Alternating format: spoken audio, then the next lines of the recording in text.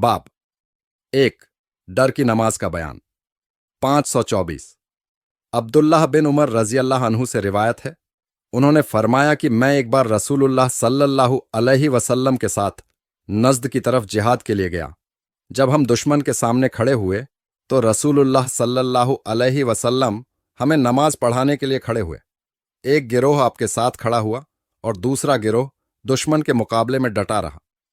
फिर रसूलुल्लाह सल्लल्लाहु अलैहि वसल्लम ने अपने हमराही गिरोह के साथ एक रूकू और 2 सजदे किए। उसके बाद ये लोग उस गिरोह की जगह चले गए जिसने नमाज नहीं पढ़ी थी। जब वह आए तो आपने उनके साथ भी एक रूकू और 2 सजदे अदा किए और सलाम फेर दिया। फिर उनमें से हर आदमी खड़ा हुआ और अपने अपने पूरे किए एक एक रूकू और 2 सजदे।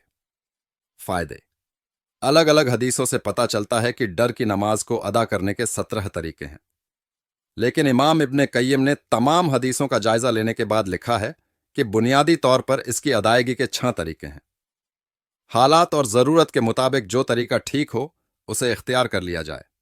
जमहूर उलमा ने इसकी मशरूयत पर इत्तिफाक किया है। औनुल बारी 2/61।